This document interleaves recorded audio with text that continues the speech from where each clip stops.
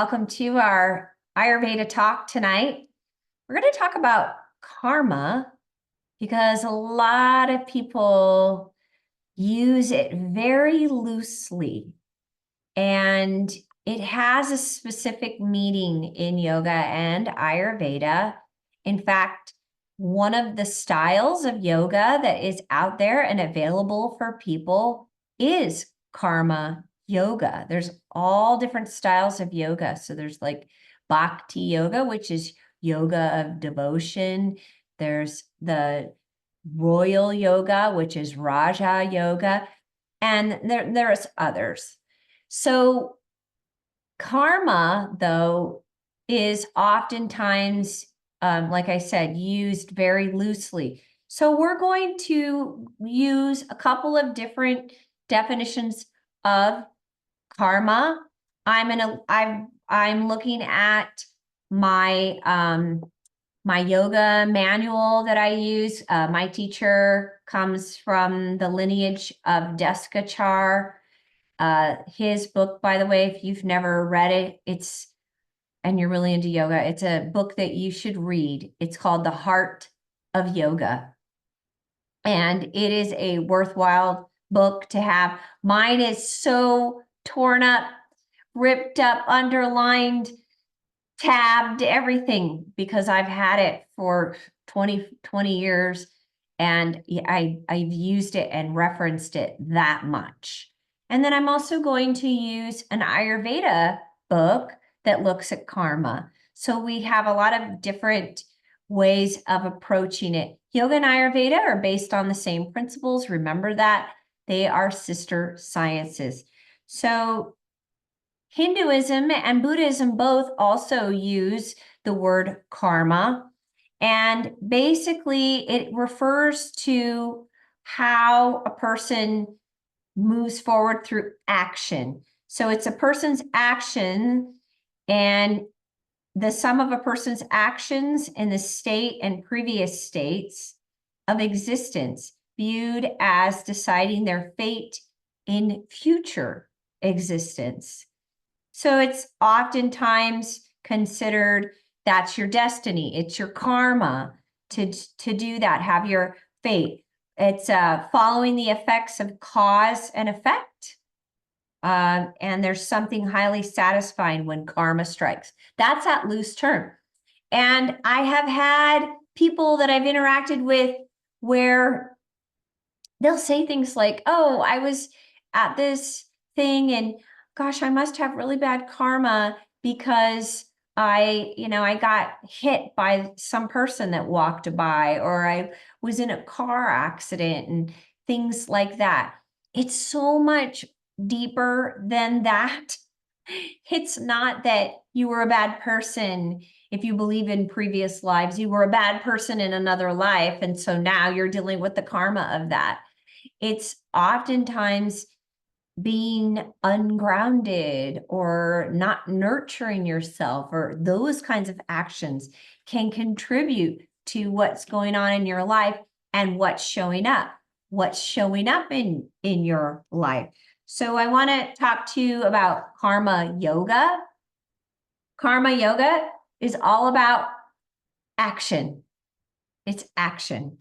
So in the Bhagavad Gita, the central theme of karma yoga is stating that in life, we can only act, but we should not be affected by the results of our actions. If the fruits of our efforts do not correspond to our expectations, we should not be disappointed. For the effort itself is often imperfect.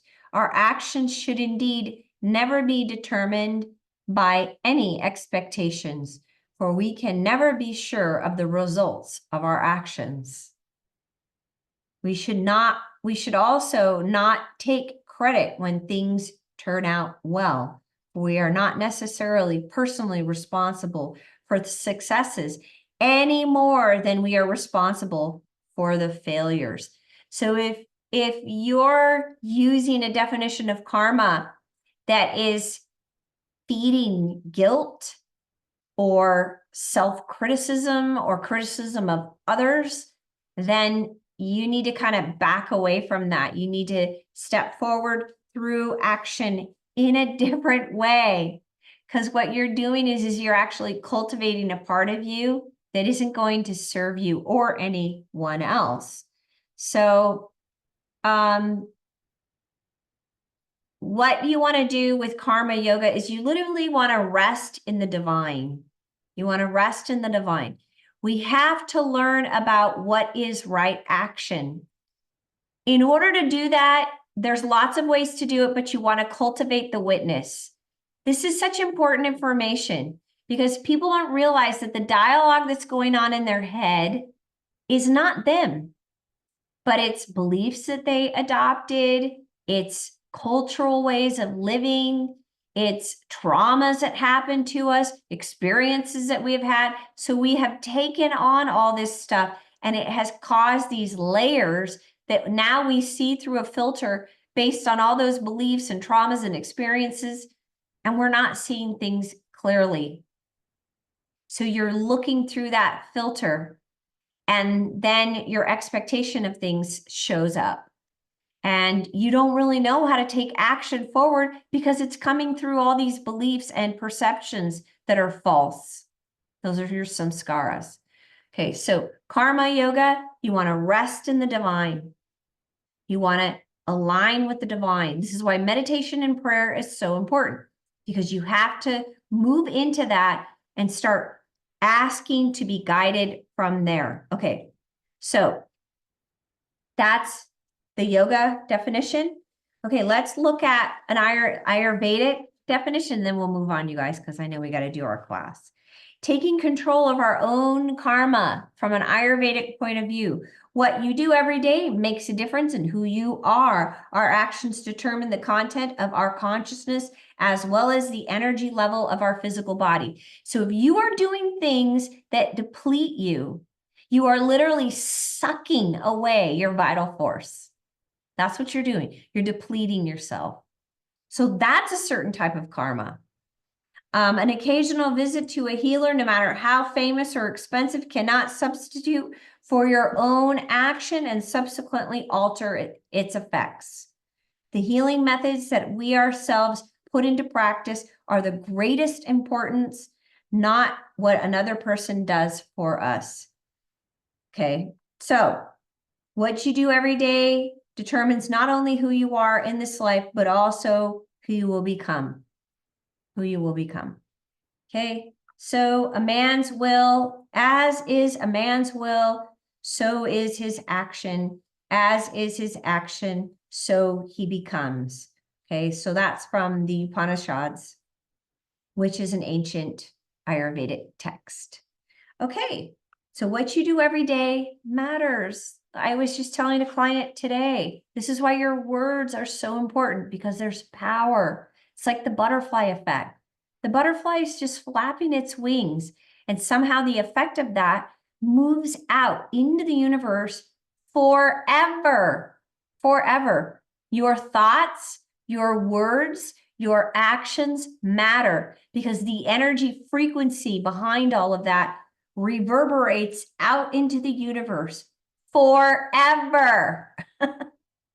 Forever. So we have to start really taking control of, or at least becoming the witness, noticing, how am I showing up for myself in my life, for others? My actions matter. Do they serve me? Are they nourishing me? Are they helping me stay well? Journaling helps. All right. So that's our talk for tonight. And hopefully you're understanding that karma is a lot deeper than, oh, you know, she's going to get her karma and he's going to get his karma. Try not to use karma in such a way. We have no clue at all how karma and the energy of that works. I don't even go there with people when they go there. I go, nope, I don't know. I don't know. I don't even want to make a judgment around it. All right, let's move on into our practice.